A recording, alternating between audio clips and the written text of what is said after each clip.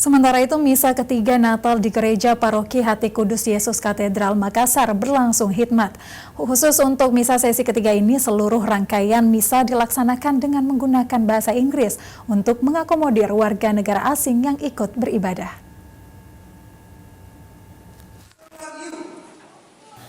Ratusan umat Katolik di Kota Makassar dengan hikmat mengikuti rangkaian prosesi pelaksanaan misa Natal sesi ketiga pada Rabu siang di Gereja Paroki Hati Yesus yang Maha Kudus Katedral Makassar.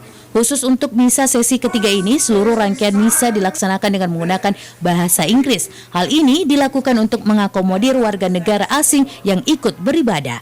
Misa Natal yang diawali dengan ritus pembuka yang ditandai dengan pembacaan maklumat Natal, seruan Natal dan doa pembuka oleh imam umat Kristiani yang dipimpin oleh Romo Ignatius Haryanto.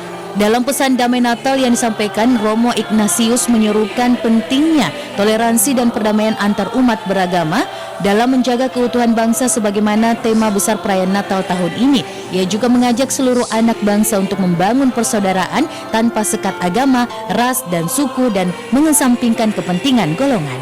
Misa Natal di Gereja Paroki Hati Yesus yang Maha Kudus sendiri benar, apa yang digaungkan di Indonesia itu juga apa yang jadi pesan Paus.